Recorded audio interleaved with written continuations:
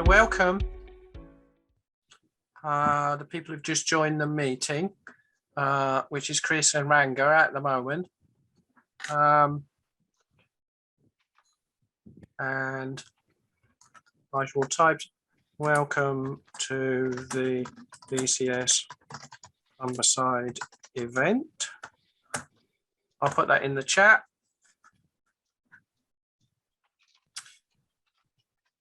A few more people are just coming in slowly, so we will just wait for a reasonable number of people to come. So welcome Richard, welcome Jim.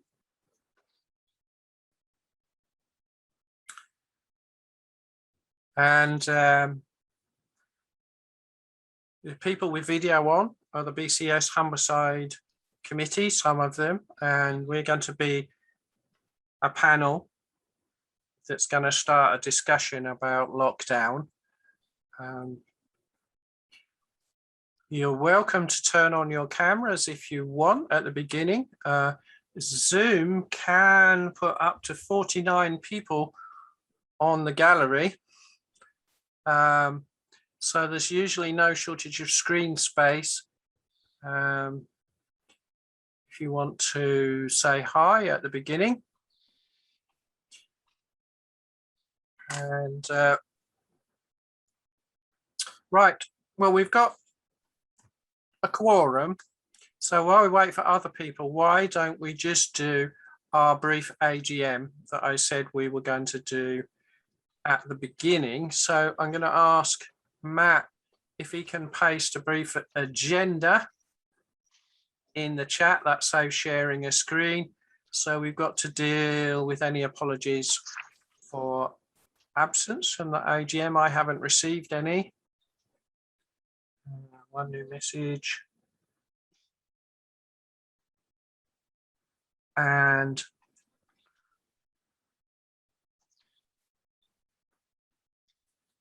so minutes of last AGM. So formally we have to approve the minutes of our last AGM. So we run into a glitch when we tried to do that before.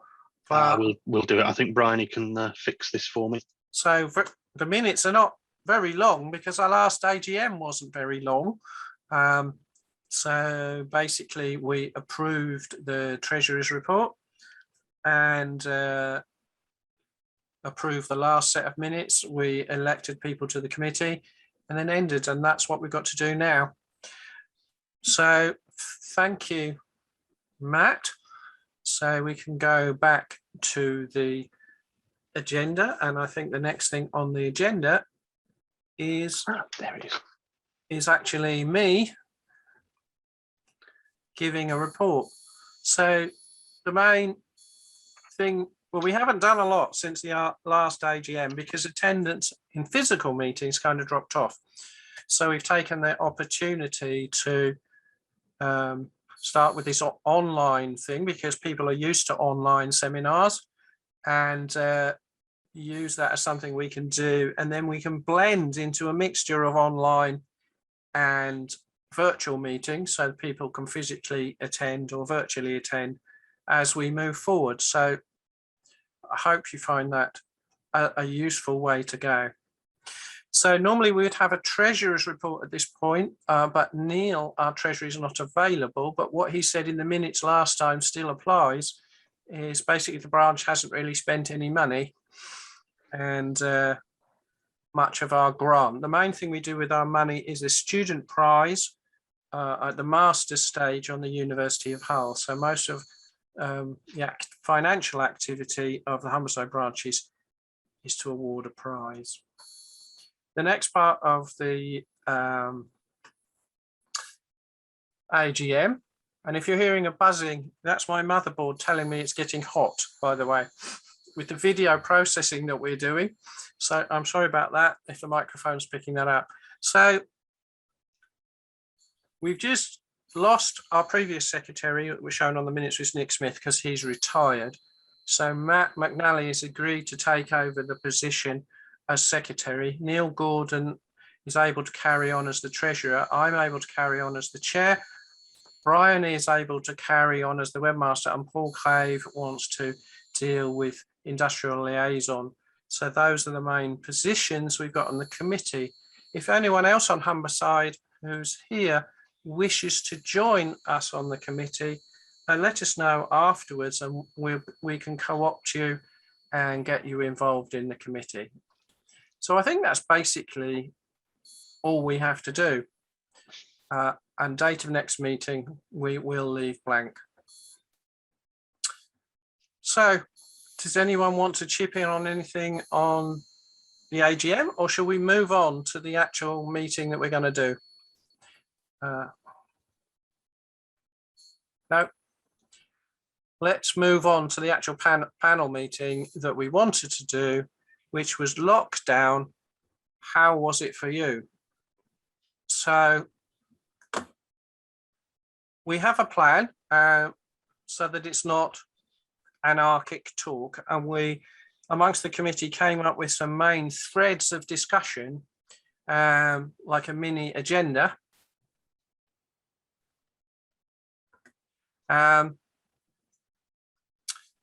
So we'll work through those and see if other people have got contributions to those topics, and then if there's any other topics that can come up on the end. So the first topic we came up with is because I work at a university and some of our members are university students, is how lockdown affected younger people. So we don't mean school age, we mean young adults, university student age, and how the lockdown has been for them, because a lot of their social events have been cancelled. A lot of the things they participate in have been cancelled. Learning is different for them. And I know many of the students that I teach have found it quite difficult, but also some students with alternate needs found it better. Some students found physically coming in to a building, using stairs, getting into a room, sitting in chairs, difficult. And the fact that they could participate in learning from a distance made it better for them. So that was my starter. I don't know if anyone else wants to chip in. If you want to use the reactions button that's on the bottom of your Zoom screen, you'll have a raise hand panel. If you want to chip in the discussion, you can raise your hand, and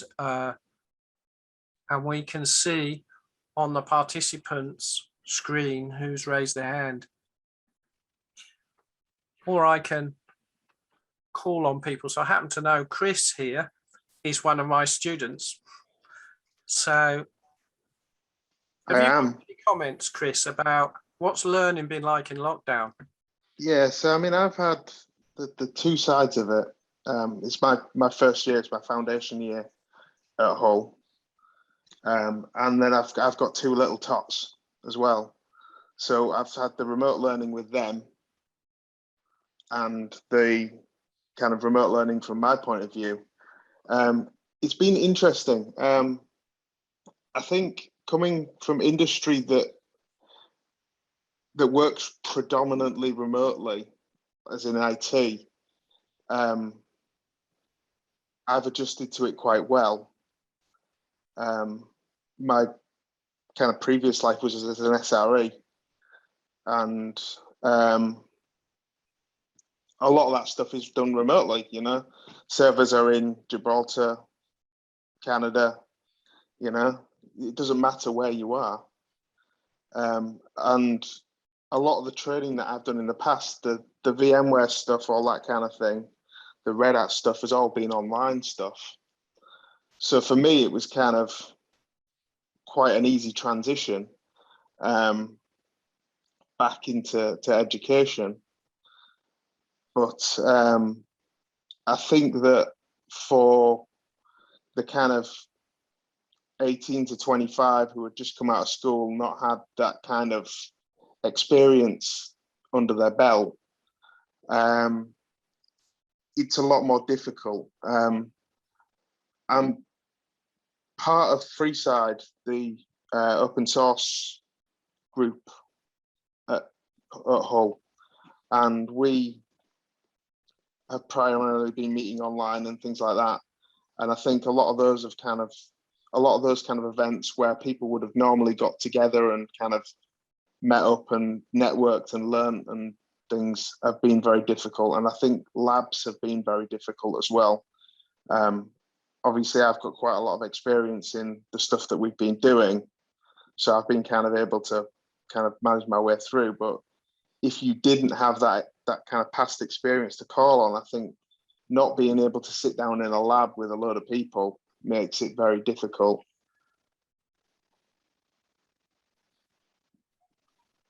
I think that's good. You touched on another point, which I remembered is what we call laboratories, but learning to use the computer or do some programming from somebody who's more experienced.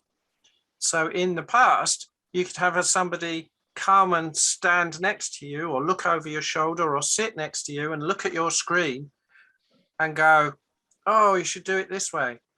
Or you just shout out.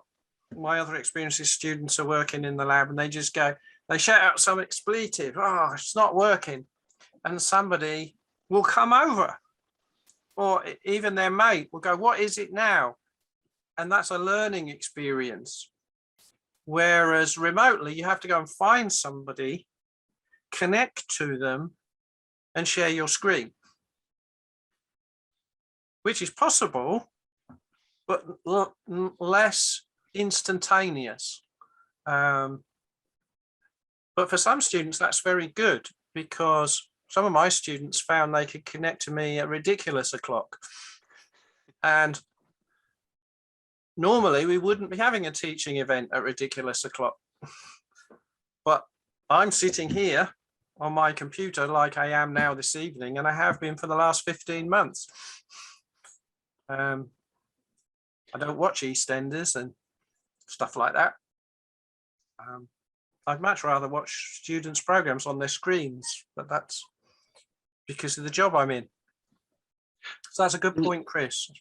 Yeah, there's another angle of that as well. One of my stepdaughters has found that actually being in that remote learning environment has made it easier for her to participate than she finds it in class.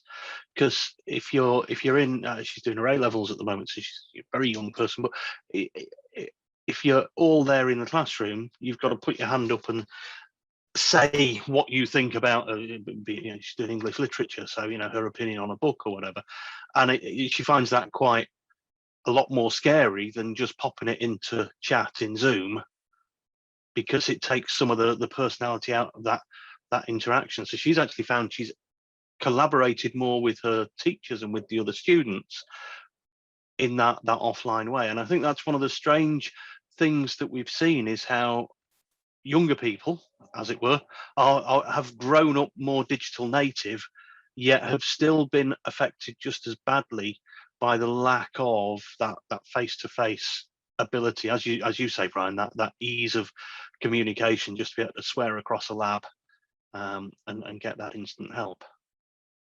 It's a confusing time. I have to remember to unmute. I know, and it's worth saying at this point, that a lot of young people have found it's affected their mental health. And I think we have to acknowledge that as well. The lack of social meeting and the physical interaction, the four walls, has had a detrimental effect on many students' mental health. And I think that's something we have to acknowledge. Chris has put his hand up again. What is it, Chris? Sorry, I was just on that kind of subject. I think that people struggle with the actual online aspect as well.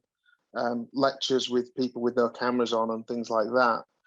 People kind of having that mental health, that block of I'm not in a room, they don't have to see me kind of thing.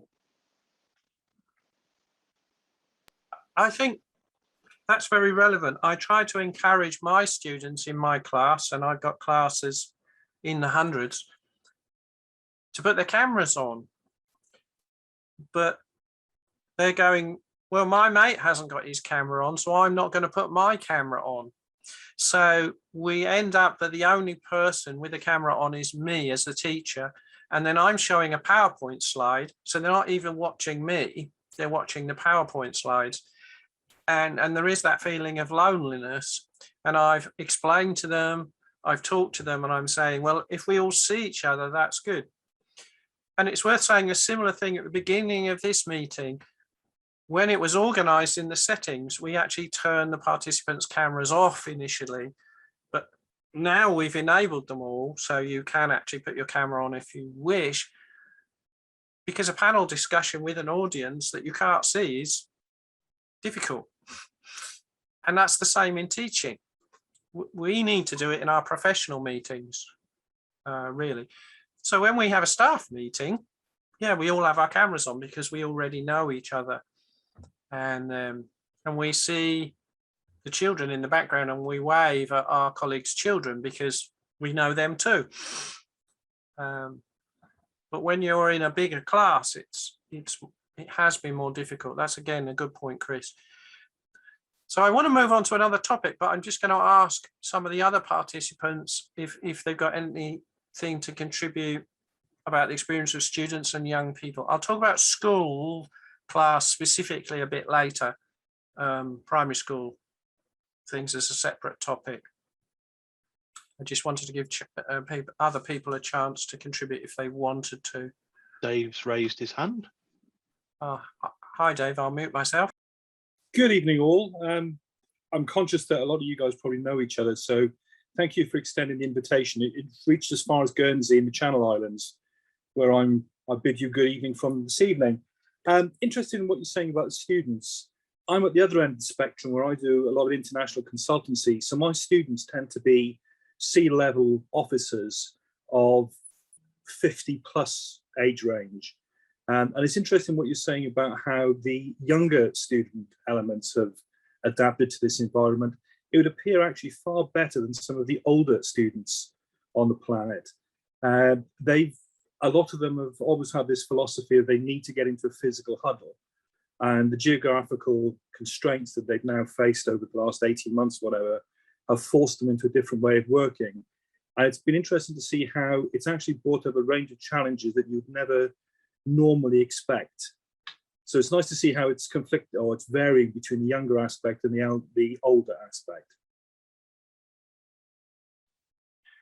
That's a really good point. I do consultancy myself, so I know the audience you're talking about, and it's kind of the topic that we drift into next, Brian. So that's a very useful segue, I think. But yeah, companies setting dress codes for Zoom meetings and things like that. And it comes from, I think, as you say, that established working culture, and trying to enforce the normality of the boardroom into a Zoom or Teams environment in a way that's very different to what you just said, Brian, about, and this is my experience as well, where you see dog. The only rule we have is if a dog or a cat appears on screen, it must be introduced to the rest of the meeting, because that's what everybody's interested in.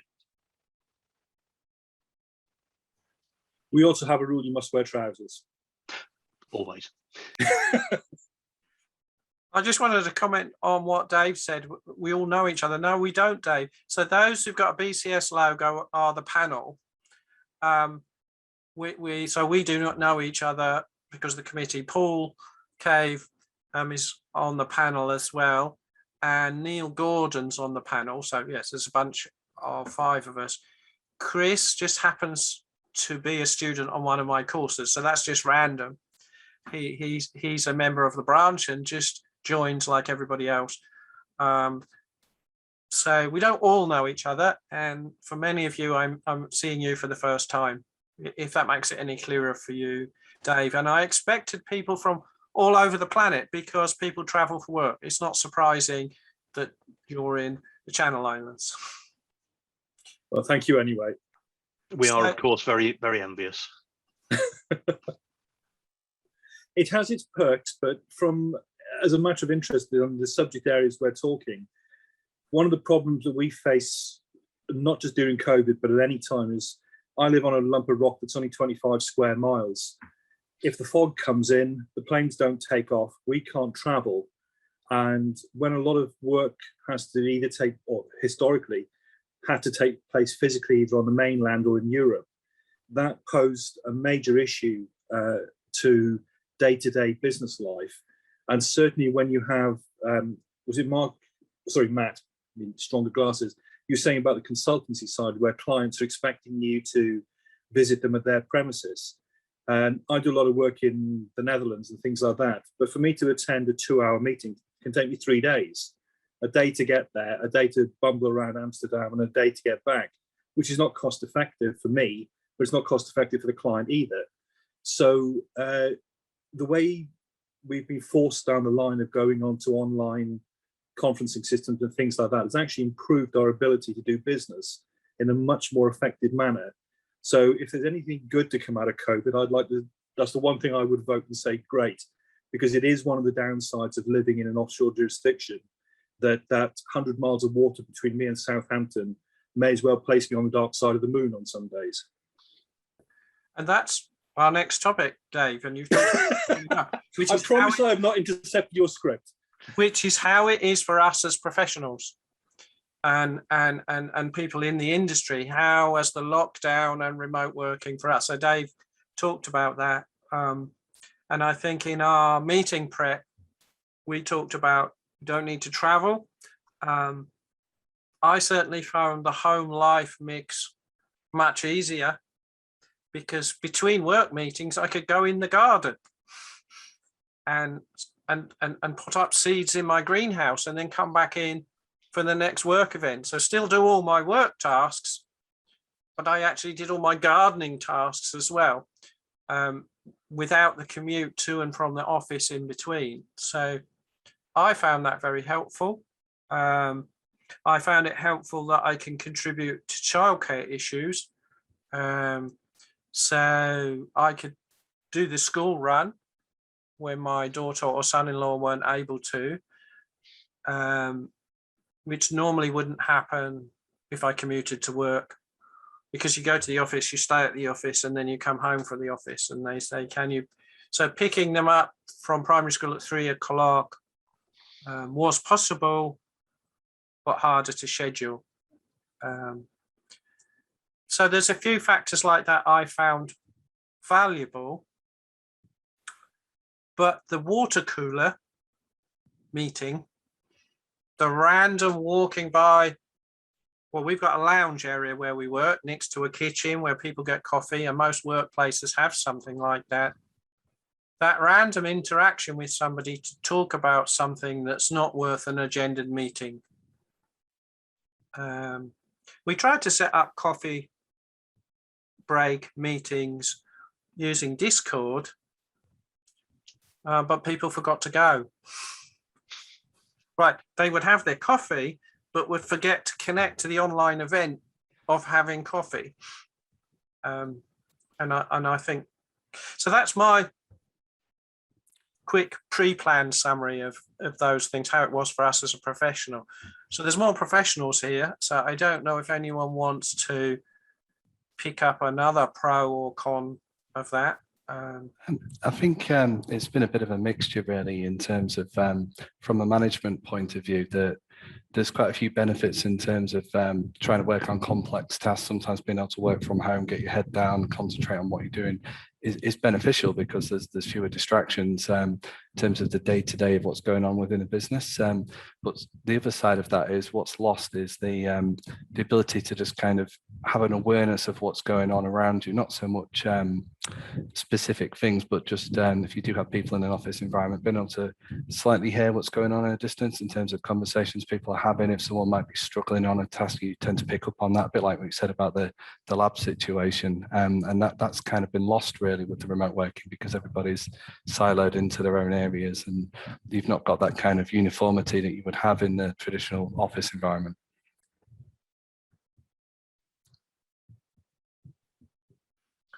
Yeah, Yeah, it's I saw some nods there. Matt, over to you. I was going to build on what Paul had said, because I found the experience here exactly the same. But I work at the moment with quite an international team, and it's been really eye-opening to see how different countries around our company have adapted to it in a different way. So, Brian, you talked about setting up Discord coffee afternoons in the UK, and people forgetting to connect.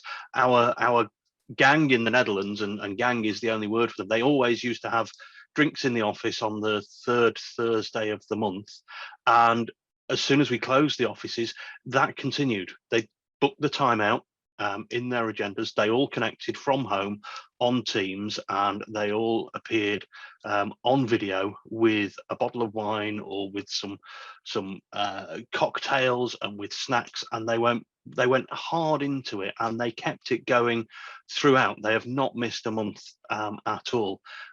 In Spain, we forcefully closed our offices worldwide, and we've sort of opened them on a schedule. So Singapore was sort of reopening as the rest were closing, but we've told everybody not to go into the office until September of this year is our current date.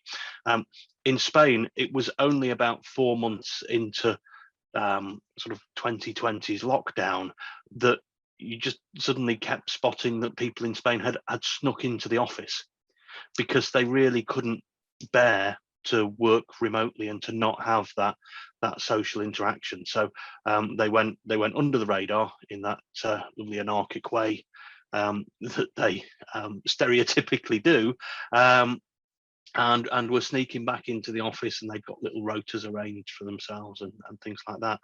And that, coupled with sort of the way that it's phased across in different regions, to see my colleagues in Germany once realized that in Singapore life was back to normal for a while, and they were taking clients out to coffee shops and things. There was quite a bit of jealousy came in there. I found it myself even in this country. I started cracking jokes along the lines of, I'm really pleased that all this lockdown has happened after my kids have grown up and left home, and before they've had brought grandchildren onto the scene. And people laughed about that for the first 6 months, but then you could see the joke was wearing much thinner with the pressures of childcare, as some of you have described. But yeah, I think people have really missed that face-to-face, as you say, the Google model of having people in the office and not having enough serving staff in the canteen to make sure that people stand in queues for their food and interact with people they don't know.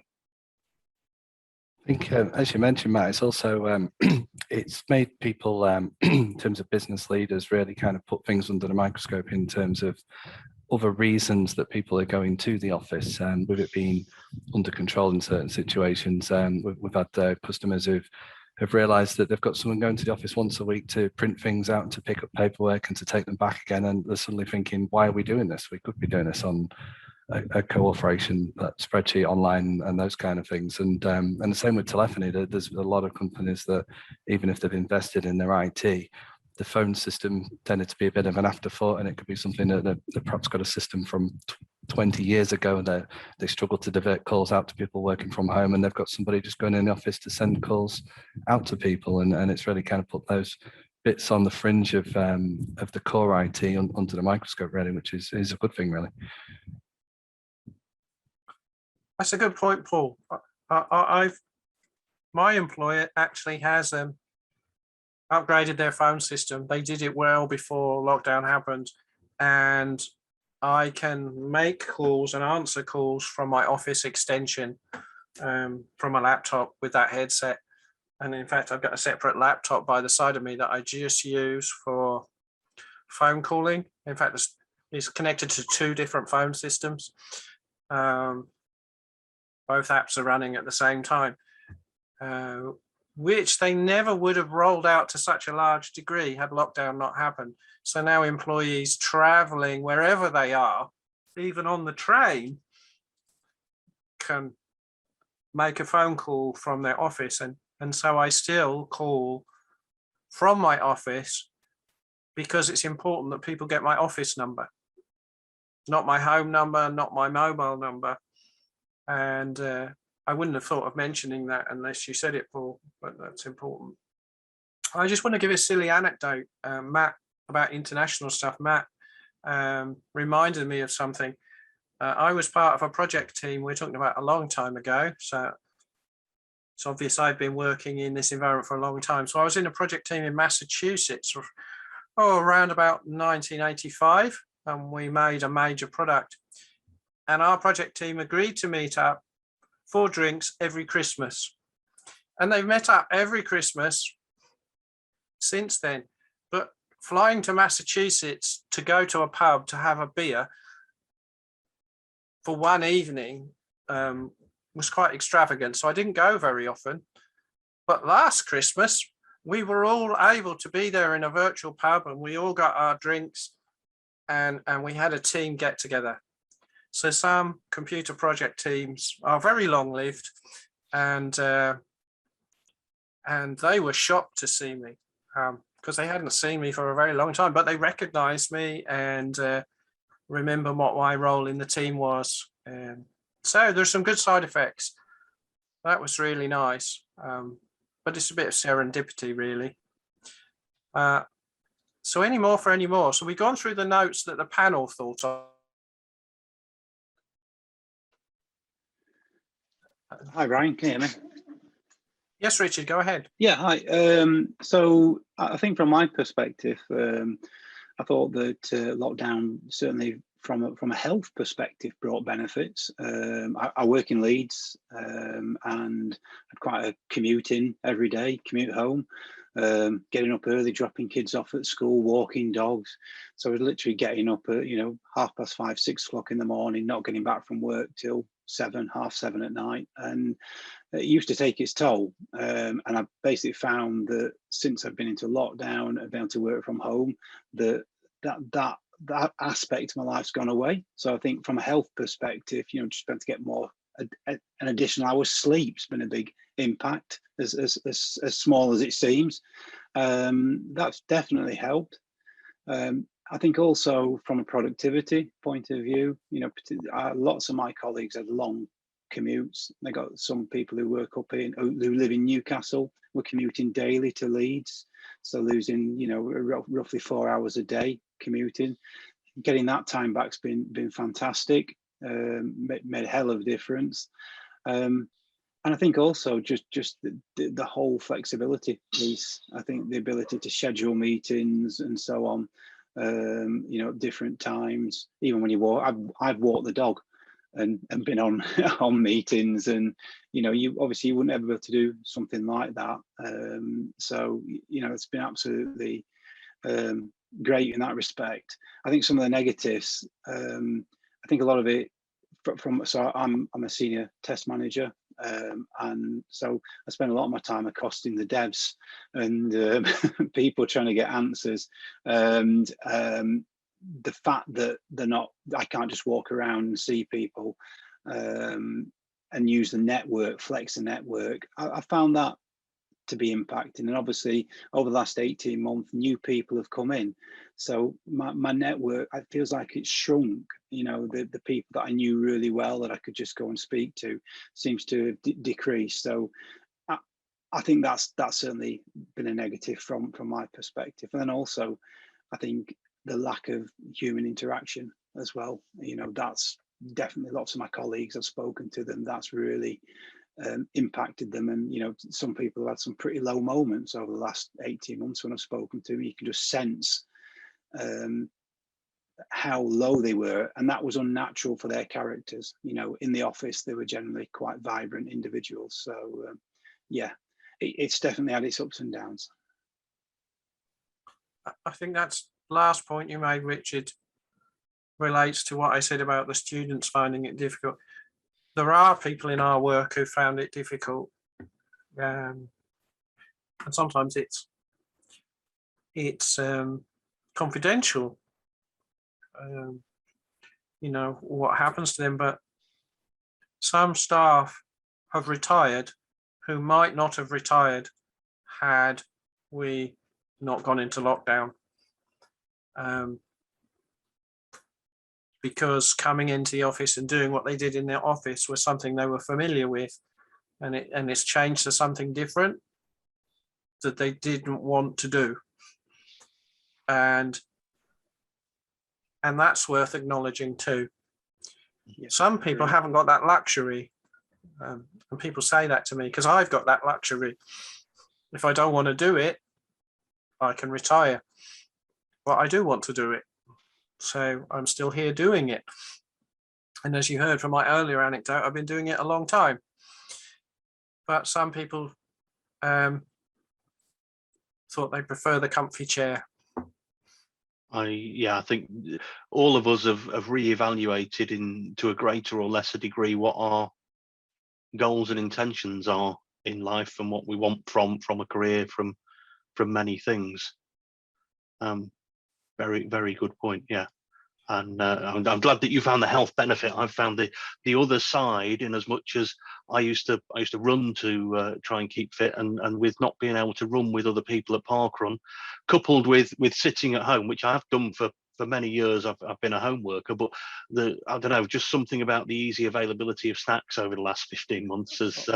Oh yeah, there was that bit as well. Before we move on to teachers and pupils, oh sorry, Brian.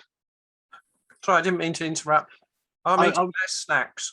In my university office, I would regularly have tins of Marks and Spencer's chocolate biscuits, and I get through large numbers, but my family members would notice if I was getting through large numbers of tins of Marks and Spencer's chocolate biscuits. So I'm well, during lockdown, I was in a household of 6, so there were 5 people keeping an eye on me. So I had to follow household meal rules. So it worked a bit differently for me.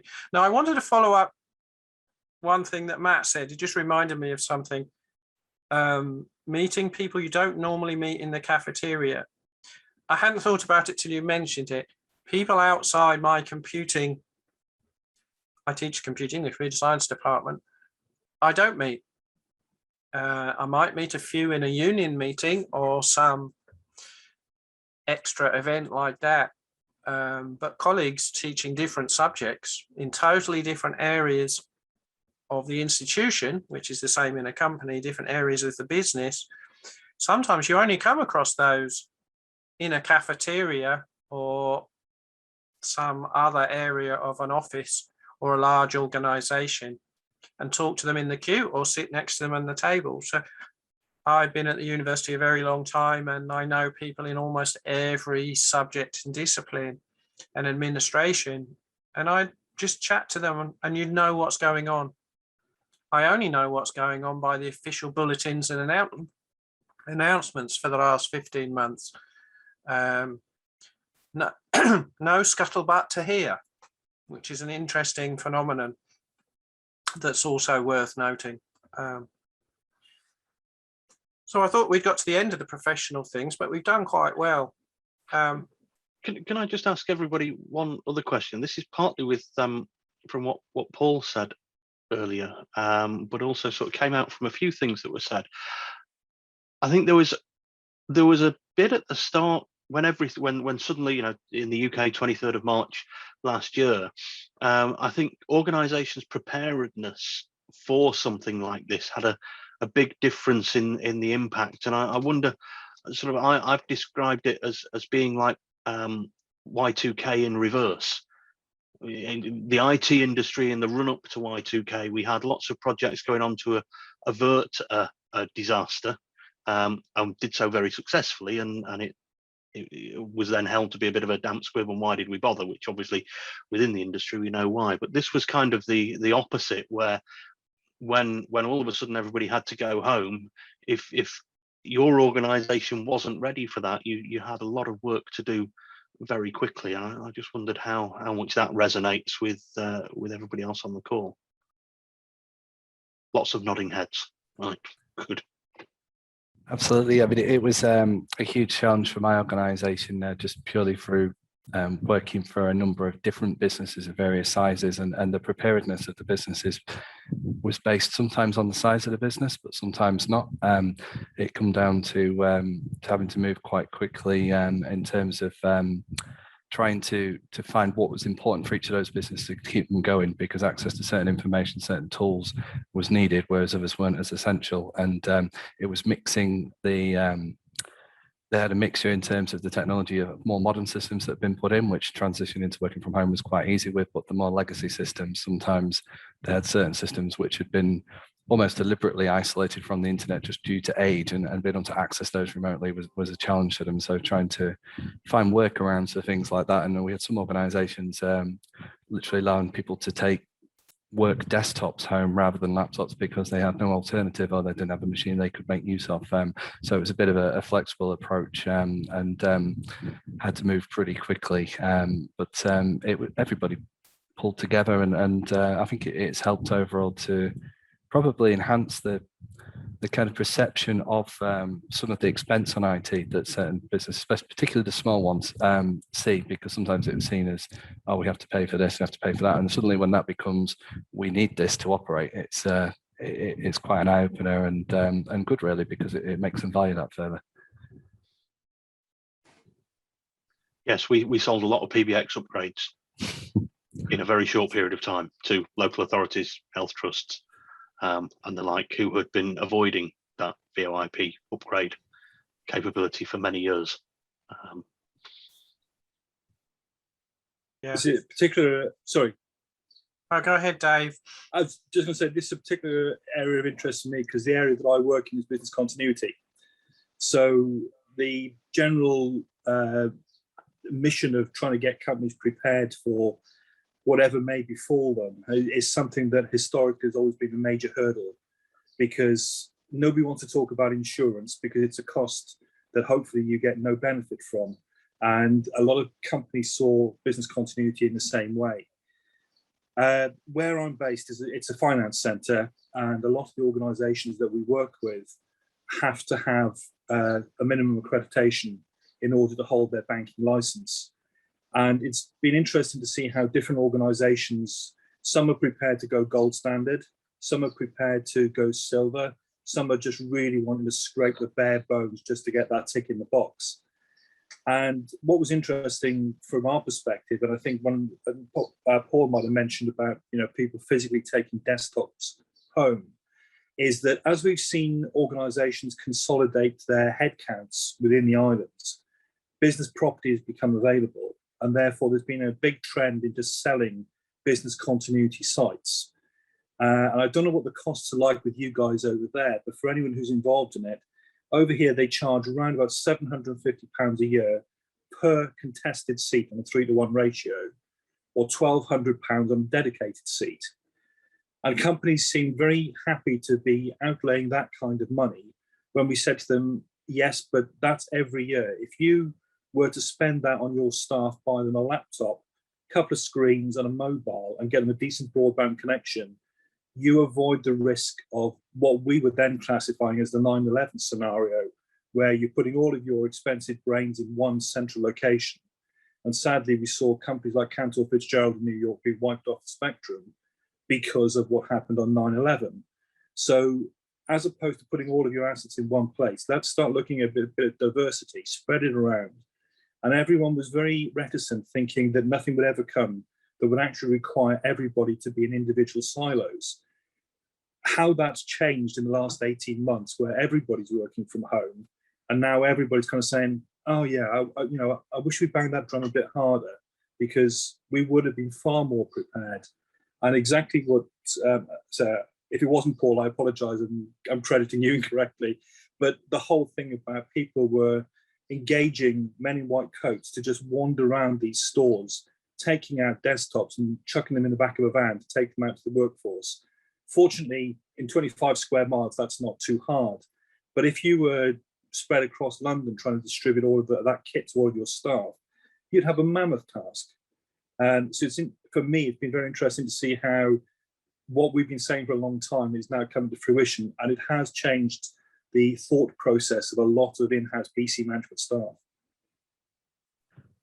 Absolutely. Yeah. I think the other thing as well that it highlighted is even if you do have the plan for remote working from home in place, we had certain organisations that it also highlighted issues in terms of looking at the connectivity to support that, because especially in smaller businesses, the focus was always on when we're in the office, how quick is our internet connection, how much can we download.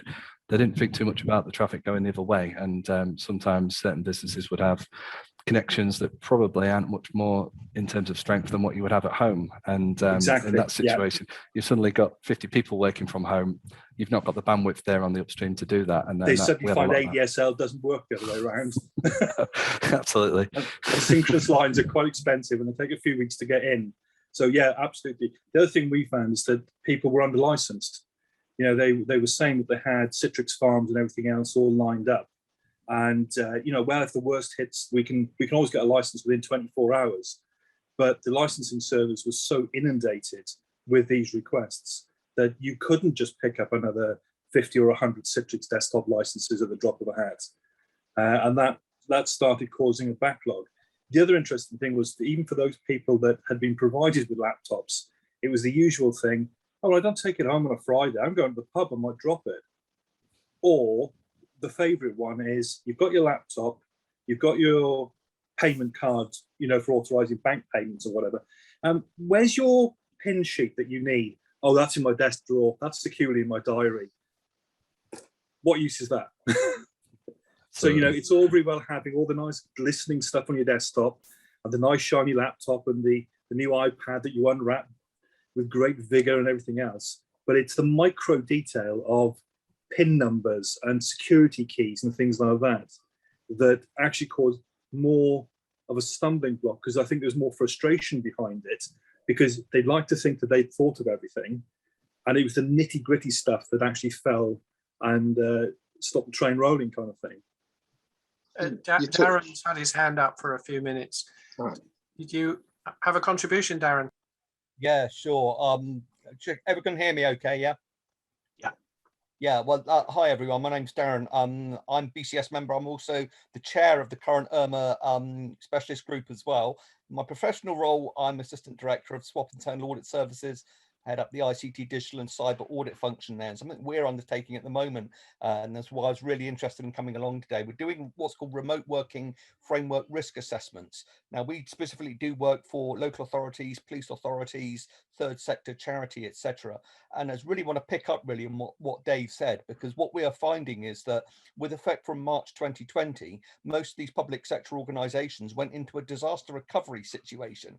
Now, rather than taking something and having a strategy to move that forward into a flexible working arrangement, we're finding 16 months later, they're still in that disaster recovery situation and they're still trying to work around that. Now, the analogy that I always use for that is that it's like putting a spare wheel on your car and saying, well, the car still drives, it's fine, I can get from A to B, but actually what you would probably want to do is actually replace the wheel and replace the tire. They're still running around on their spare wheels at the moment. And I think, Dave, again, you made a really good point about some of the micro elements here. What we've been doing is surveying the staff and interviewing the staff, etc. One of the biggest data breaches at the moment aren't actually the staff, they're the children. So the kids are in there and they're discussing a case, and then in the playground next day, it's, hey, did you know my mummy was talking about your daddy and blah, blah, blah, blah, blah. So it's all those kind of micro elements that come into it. If you're discussing a case, are there people around you? What would you do if your partner came into the room and you were a member of police staff and you were discussing a case or something like that? So the way that we're kind of layering it is at the top, it starts with the policy, your remote working policy, and kind of spews out from there. Then what's the configuration of the device that you're giving them with regards to the extra security requirements? What's the elements then that you're letting that staff do? Are they aware of that policy? What training have they signed up to, etc., etc.? And then from then it kind of cascades into a kind of changing business processes and moving more away from that hybrid work, because as far as we're concerned, hybrid's a bit of an ugly word. Hybrid more onto a truly flexible arrangement that can benefit the organization going forward, which of course going forward is going to benefit customers in the new digital environment for delivering public services. So that's why I'm on the call today. So this is really great debate. Good stuff. Chris, you put your hand up. Yeah, I think you kind of touched on some really interesting points there around compliance and things like that. And I don't think it's just police, things like that. You've got things like PCI DSS where you've said you are going to handle data in a certain way, and you handle those credit card numbers in that way, come hell or high water. Because if you don't, those auditors will come down on you like a ton of bricks. And that's kind of from like I said, I was an SRE in previous life, and I'm aware of kind of friends in the industry that have had to kind of go to the remote working and things like that, and ensuring that credit card numbers aren't leaked, people aren't writing stuff down. You can't do the walk around the office, make sure somebody's not written a load of credit card numbers down, which is an interesting kind of security paradigm, I think. There's also the issue as well about actual physical documents, because say, for instance, with the police, a lot of case management documents are actually still in paper form. Or say, for instance, if they've got an incident where there's been CCTV, and normally when there's CCTV, it's hook, line and sinker for the offender. So how quite difficult to get over a domestic broadband line. The other thing that we've come across very recently, I don't know if you guys have come across it, is that some public sector organizations are starting to regard people's home router and home network as an untrusted network. So there's other additional controls that they're having to build around that. And I just noted the few little twitterings about it. It started a month ago. So we're seeing trouble on the horizon coming up there with regards to what the mitigating controls would be to ensure that you would regard that home network as trusted. Do you guys also run into any issues with jurisdictional aspects, as in where data is being routed through, or where the staff member may be sitting, and depending on whether or not they're working on a fat or a thin connection, can actually have significant legal implications as to where that data is deemed to be processed? No, not at the moment. What many local authorities have been doing as a result of the EU withdrawal is, particularly with regards to their Azure tenancies, is working hard with Microsoft to ensure that data is now held within the UK, because there was lots of instances where either the data was held in the Netherlands, backed up to Ireland, etc. So yeah, for the UK public sector, that's not really an issue for us. Okay. From what I'm aware, the gambling industry has been the same for a long time, and it very much depends on where that person is sat to where that bet is struck, whether it's in Jersey, the Channel Islands, Gibraltar. We used to work out of Gibraltar. If the bet was struck in Gibraltar, then it wasn't liable for certain taxes within the UK. Exactly. You're absolutely right, Chris. One of the biggest offshore gambling centres in the world is Alderman, which is a godforsaken lump of rock referred to as 2,000 alcoholics clinging to it. It doesn't have a lot going for it, but what it does have is it had the foresight to set itself up as a gambling centre, and it's kind of a centre of excellence when it comes to protocols and legislation and things like that. Yeah. Now, I don't want anyone to admit to this, they don't have to, but I'm sure you're probably all aware of the online gambling channels on like Channel 5 and whatever through the night. And they have all of these glitzy dolly birds and whatever presenting it. Sorry, no, I shouldn't say that these days. But there's a visual image that's created, and all that takes place in London. However, when they say we're going over to the gambling floor, the gambling machine is sitting in a warehouse in an industrial estate just on the north of Guernsey. And exactly what Christopher said, because the actual gambling activity is taking place within the Channel Islands, it falls into a wholly different legal remit to the perceived issue of gambling with a UK company. Yeah, so it's fascinating that you picked up on that. Yeah, it's the same in Gibraltar. William Hill, Ladbrokes, Coral are all based out of Gibraltar. And it's all just purely down to the technology.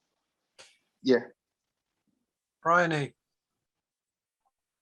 Yeah, where I'm working, we actually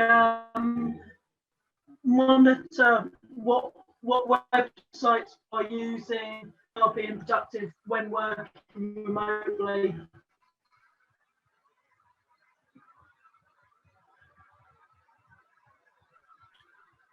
Thank you, Bryony. Your sound's still not so brilliant.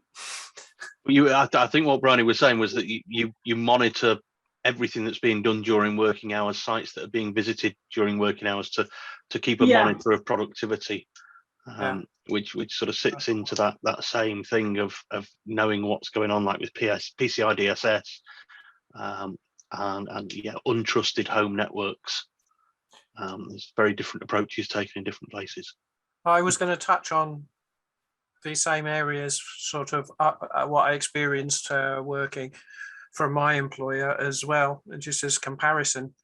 But it's just what Bryony said raised another point, is the cost for people. We were talking about sending things home. Well, for basically, the green screen that's behind me, I paid for.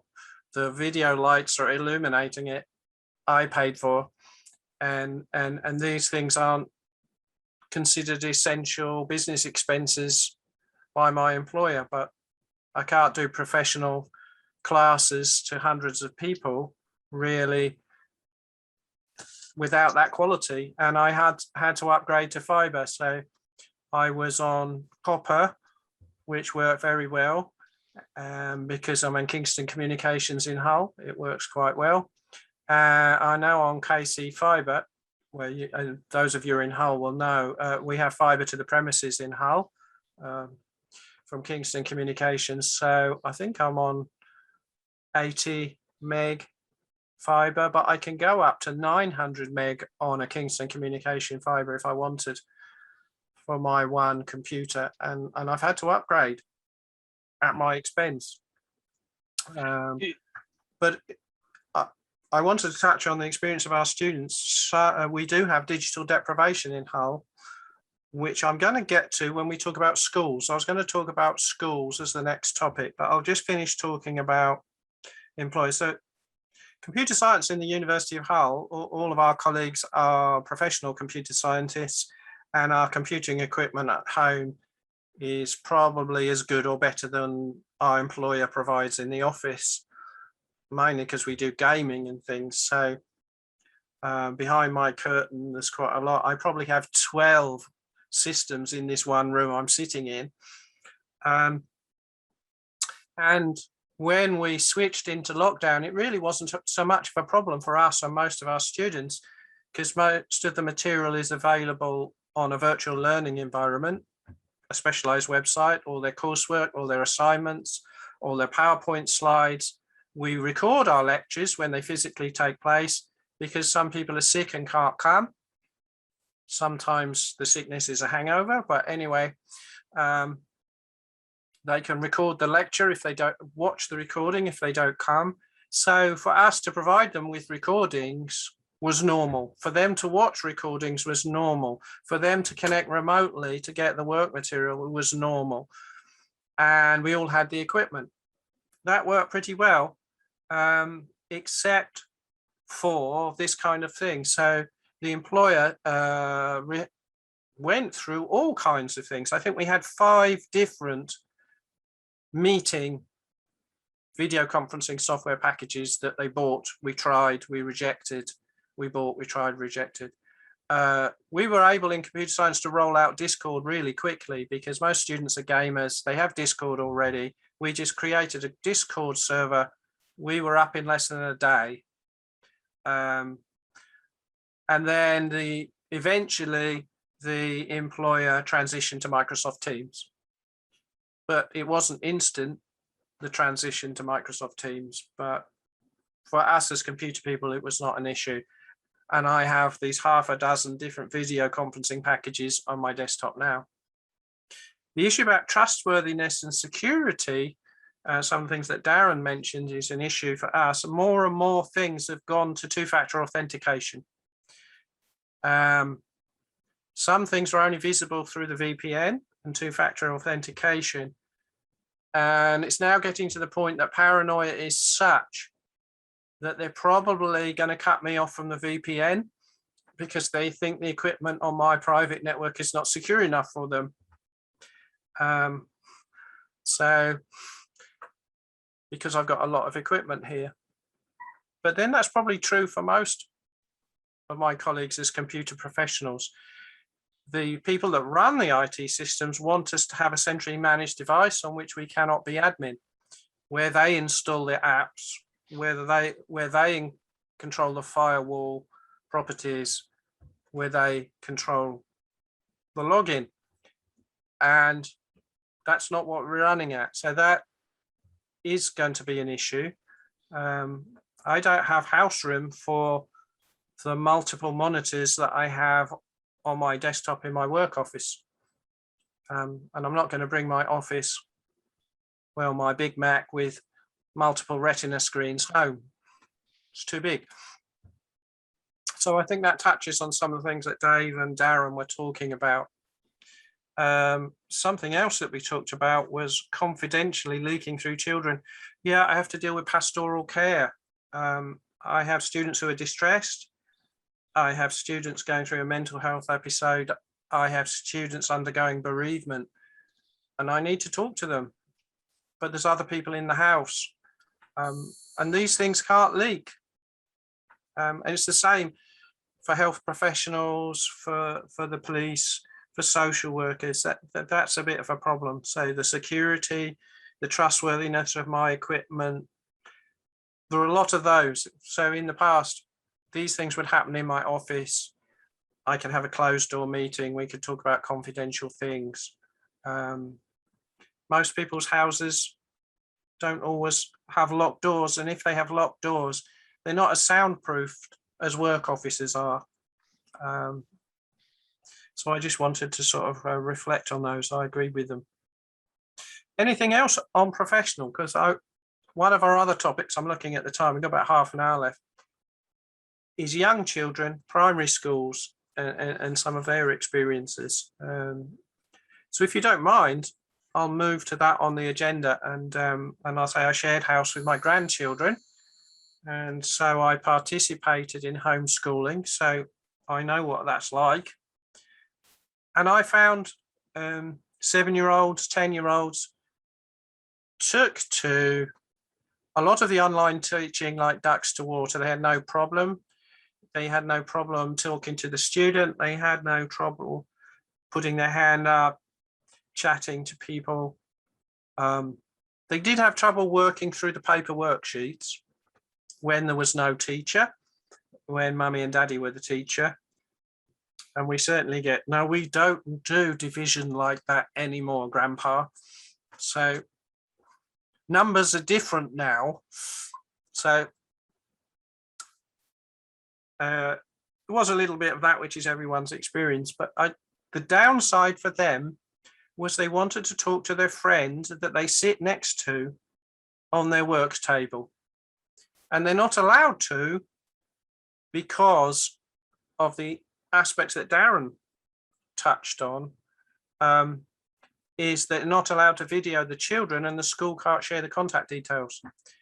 So we don't actually know the name of the child that my granddaughter sits next to. She only knows her first name. We don't know the parents. We don't know how to contact them. She totally lost contact with her friends and was bereft. Really was upset and bereft. She goes, well, you talk to your friends. Why can't I talk to my friends? And I think that was the main downside for the very young children. They coped, but they did lose some friends. They're back at school now. All is healed. And they've forgotten. They're very pliable and flexible, but I just wanted to note that. And I think Chris has got young children as well, and probably going to note something similar. Over to you, Chris. Yeah, I mean, the school handled it a little bit differently. And I think all schools have been different. My niece and nephew's school was kind of 2 calls a week. My children's school was 3 calls a day, with worksheets that they sent out and things like that. But as Brian kind of touched on, they took to the Teams, the school rolled out Teams eventually. And they've been using that to actually call their friends and things like that. So they kind of had that communication. So they're still heavily using Teams now to call their friends up and play whatever, they play Roblox and Minecraft and all that kind of jazz. So I think they took to it a lot easier than, because they didn't know anything else. I mean, my kids are 6 and 7. They didn't know anything else. They took to it quite quickly.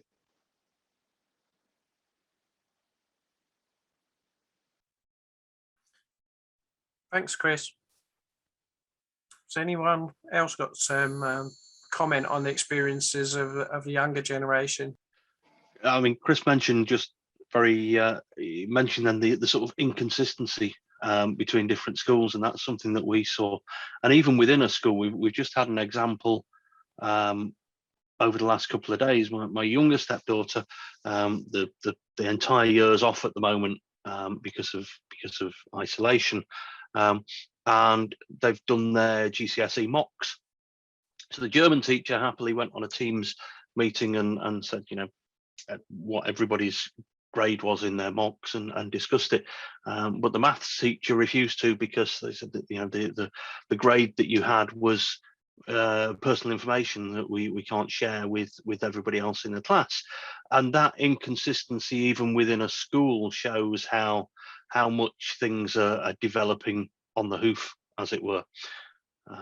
You know, that school took about 3 months to start delivering online classes, whereas the other girls out were delivering online classes within days. So it's been a confusing and troubled time for everybody. I hinted at digital deprivation. Let me address that. There is digital deprivation in Hull, and there are families that are lacking access to computers and the internet, and having several children in school was hard. They can't have a laptop each. We were in luxury here. We had 5 people in the house simultaneously in online events and meetings on some days. I was teaching and the children were doing classes. My daughter was doing training. You know, all these things were going on. But we could do that. And there are not many families that can do that. And we did have some undergraduate students that I'm aware of that the only internet device was a mobile phone. They had no computer, and doing classes and coursework when you only have a phone is quite difficult. Although the university provided remote desktops to laboratory machines, we eventually, I won't say very quickly, but we turned our laboratories into farms of virtual machines, so students could still use the university computers with the university software on in the laboratories through virtual desktops. Actually, VMware was used, a VMware product to distribute the machines to those that need it, because our library is stacked full of computers on all the floors.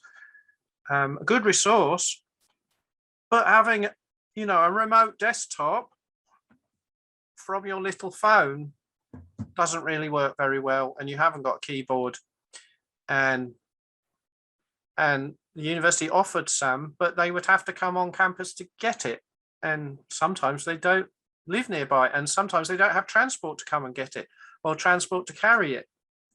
For, you know, they'd have to catch the Humber flyer over the bridge to come into Hull to get a computer that they could hardly lift with a monitor, several bus journeys to go back home to a house with no internet. It doesn't work. And it's worth acknowledging that that's a problem, both at school children and at university level, and for the general public accessing government things, your NHS appointment and all that kind of thing. So certainly I've seen people experience things. And in fact, we had a message from Neil. He's just saying he's tied up with childcare. He's a message to me. So he's had to drop out because he's got childcare to deal with. But I think we have to acknowledge that it's a problem. People are used to the internet and they just assume their phone's good enough until it isn't. So that's that topic on children. I'll just pause to see if anybody's got.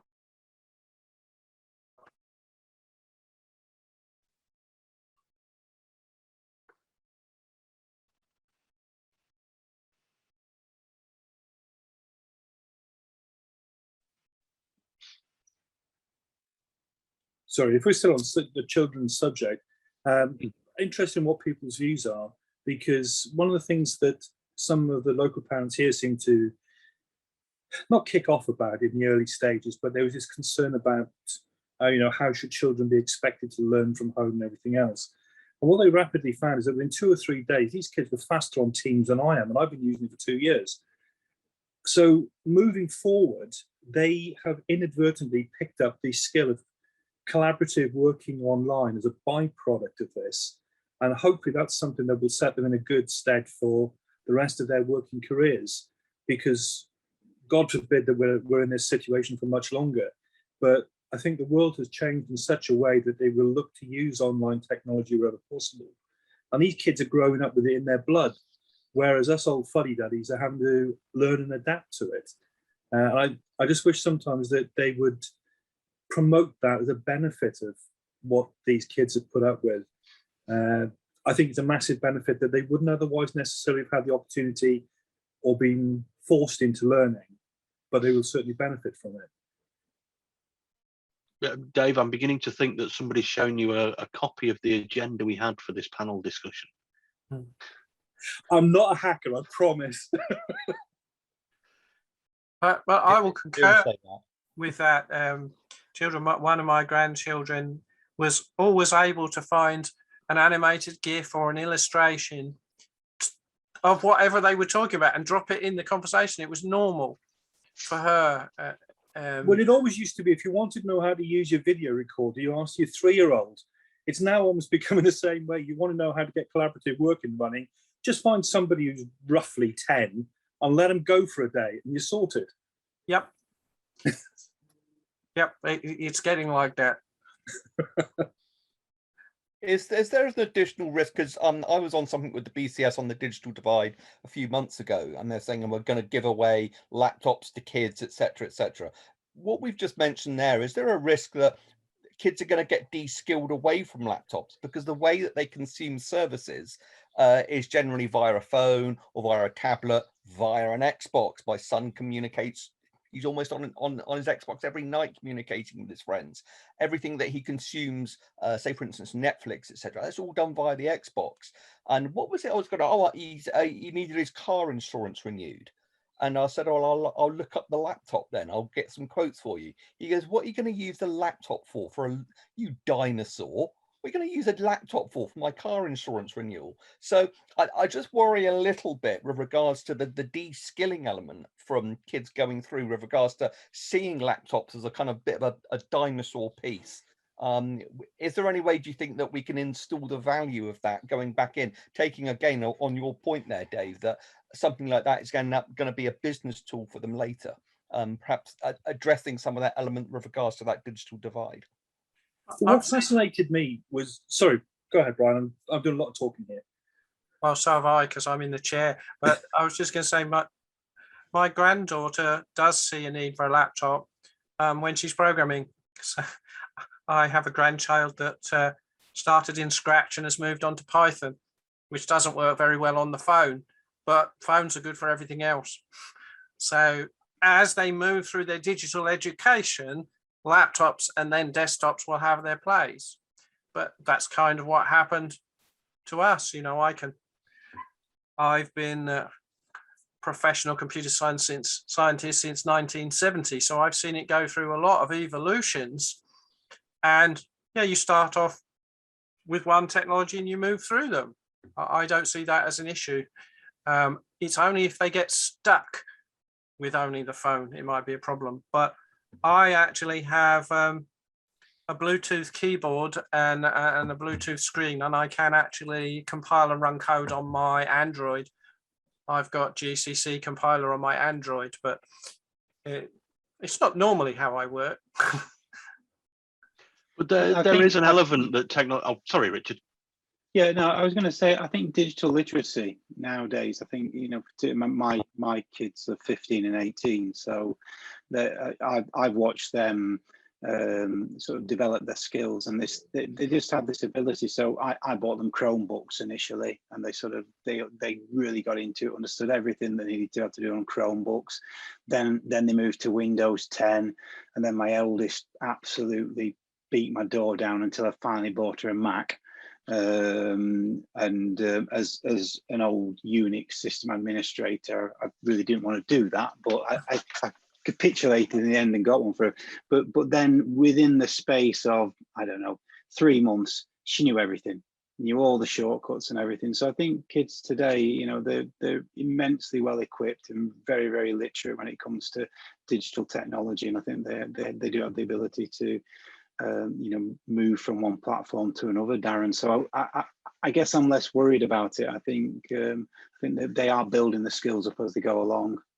Yeah, and I mean, very much playing devil's advocate, but whereas if I wanted to sort out a problem with car insurance, I'd be much more likely to pick up the phone and speak to the insurer, which would never happen. There could be an element that we're holding on to the laptops that we're familiar and comfortable with, whereas actually their place in digital is evolving and shrinking down to a niche use, and the phone or the small tablet is becoming the new laptop. I think we've seen that evolution over several generations of devices, Brian. That, you know, things which were, I remember installing stuff for Nottinghamshire County Council where people would have a 3270 terminal and a PC, and the terminal was there to do the real work, and the PC was to do the email stuff that was really just frippery. Well, one of the topics we want to move on to is the future, which is what we're talking about, really. And I said I've been doing it a long time. There was an interesting question I saw on Stack Overflow, Stack Exchange, which I'm a heavy participant in, by the way. Somebody asked on the retro computing channel, how did you connect to computers way back then, before the 80s? Because without the internet, how did that happen? And I was doing it naturally because I had a VT100 terminal and a modem at home, and I'd dial up to my employer and I'd be on the ARPANET. And when I was at work, I'd get emails from myself, which was my wife dialing up to tell me to buy milk on the way home. So I've been doing that for more than 40 years, but people haven't realized that's been around for 40 years. So the modern people I think it's a new phenomenon. How did it happen in the past? Well, we did it in the past. And even in the Victorian times, I'm sure they used the telegraph and messengers, just like we use the internet. So for me, the future is just going to be like what we're doing, but faster. But perhaps I can't really see over the horizon. Don't know if anybody else has got any views in how it's going to be, not just technology, but we are talking about what does lockdown lead into and remote working, I guess. But taking what you were saying, Brian, who would have thought 30 years ago or 40 years ago, we didn't even forecast that what we've now taken for granted, what we're doing here this evening. It wasn't a case of, oh, well, we might get around to developing it. We never even thought the need would exist.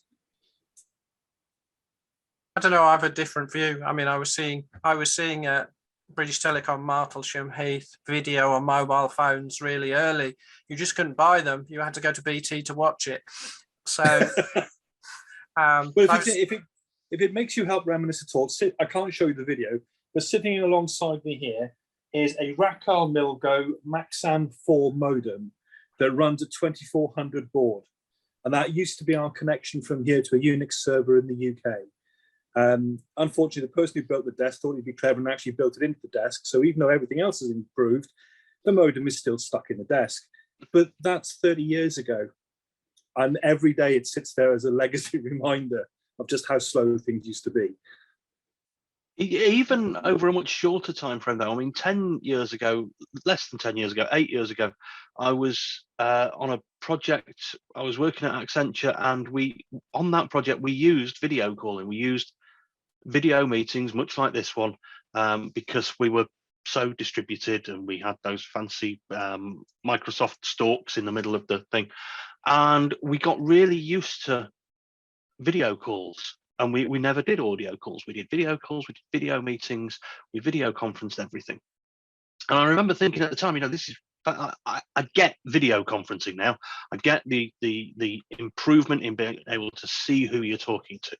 And that was 2013, and we did it natively for about 9 months. And then I think the next time I went on a video conference was probably the 24th of March, 2020, because it just dropped away. So I think we don't know what the permanence of changes will be, but I think it's very likely that there will be permanent changes to the world of work based on the last sort of 16, 17 months. Certainly our staff, we surveyed them globally, and it was an overwhelming result that people don't want to come into the office more than 3 days a week. Very few of them want to come in less than 3 days a week. They still want, but they want that blend now.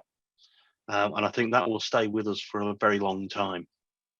We are catching up with other places. I give another anecdote. I was involved in an internet conference in Busan in Korea in 2003. And I took a 26-hour journey to get there. And they were surprised in the sense that everybody else just videoed in. So there was hardly anybody in the room.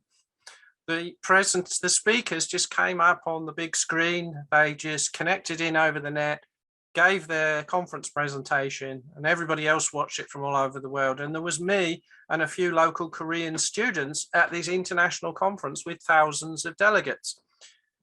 But that was Korea, because of the internet connectivity they have in Korea. That's the way they thought about it. But conferences in America hadn't moved to that. Conferences in Europe hadn't moved to that in 2003. But certainly in South Korea, that was considered normality. And that was a surprise to me. I expected the other delegates to all fly in and have 10 hours of jet lag. I'm glad I did it, because I could try real Korean food in real Korean restaurants, which they couldn't do. They just telepresenced in, did their thing, and then disconnected and missed the whole other thing, which relates to the other things we were talking about. But there is something cultural, and we've had a cultural change here, but I don't know whether that cultural change is the same in other places, because we're the British Computer Society and we've not interacted with professionals, in other time zones to see what they think about it. But I just thought I'd mention the international view. Speaking with regards to what this part of the evening's about the future, with the rollout of 5G, how do you think we'll be asking this question in 3 years' time? Do you think 5G is going to be the silver bullet for all of this?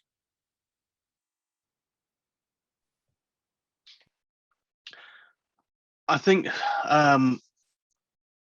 it's going to bring a whole other set of changes, the same as 4G did, the same as GPRS did.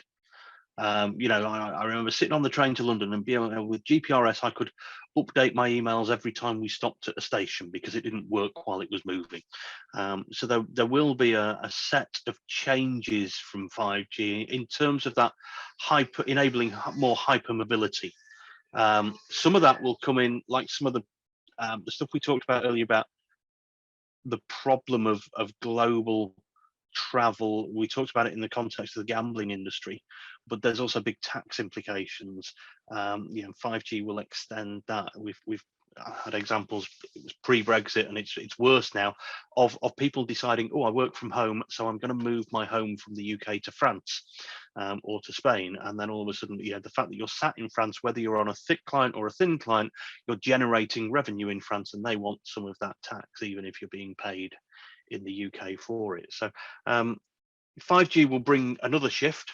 6G will bring yet another shift. There's all the things that Brian, you've talked about the advantages that Kingston upon Hull has in terms of fibre connectivity.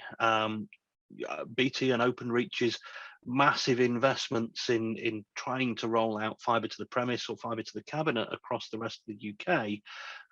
We're probably only 5-6 years away from 6G, whatever that may look like, and it's likely to make all that copper and glass underground 90% redundant. So the great thing about our industry is the fact that you really can't predict what will happen. Dave mentioned earlier, the idea when I was at university in the 90s, I had a Janet and an ARPANET email address, which I never used because I didn't know anybody outside of my university who had one, because you only got one if you're on a computer science degree. To go from that to having a 4-inch device in the palm of your hand with the sum total of humanity's knowledge on it could not be predicted at that time. I was just going to mention satellite internet services that Elon Musk and the British government and other people are funding. You can already buy internet connection in the UK from Elon Musk if you've got deep pockets. I think it's £400 a month. But no, it's less than that. The setup is €200. about €1,000. Yeah, €200 a month. I knew if I made a straw man, somebody would know. It's certainly going to play a big part in the DR moving forwards as well, because a lot of organisations, if they have 2 connections in the ground, if you trace it back far enough, they probably go to the same place in most circumstances. And having that ability to have something over the airwaves that's actually got the bandwidth there to deal with it is going to be quite a game changer, certainly in the local area, especially. Yeah, I was at a Microsoft, tucking back into with that to education. I was at a Microsoft conference some time ago when Bob Geldof spoke, and his project for rolling out education across Africa is now based upon mesh networks and 3G telephony. That's the only thing he needs to put in. If they can get 3G into a village in the middle of the steppe or the savannah, then they can deliver education to the children there. I didn't want to ignore Bryony, because Brian is. Oh, sorry, Brian. Another question for us in the chat, because her voice isn't working so well. So she said, future of office culture when we're all remote. We've only got about 3 minutes left, but even if we don't talk about it, it's worth acknowledging that that's going to be an issue, because I already said that's the hardest thing for me, is the culture of interaction. Yeah, I think that's why very few of us want to be purely home-based in the future. I'm going to the office on Wednesday for the first time since March last year. I'm really looking forward to just sitting down and having a cup of tea and going for a meal and that sort of deep catch-up that you can't really get in the same way. Even our Dutch colleagues have started meeting up. They've gone away from the Zoom Thursday drinks. They know they're not allowed in the office, so they're going to each other's houses and sitting in the garden. Yes, I went onto the campus because we had open day and we had to show visitors around. And a lot of the time, it was the casual interaction with the people that you don't normally meet, even on that open day. Was very valuable.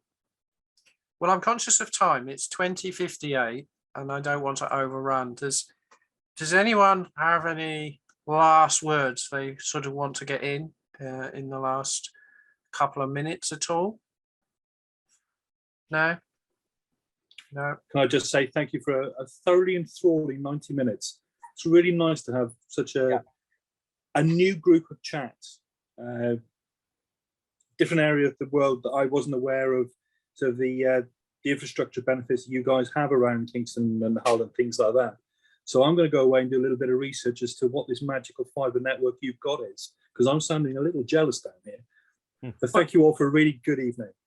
Well, in the last minute, I'll give you the history. Kingston Communications is the only part of the UK not served by British Telecom.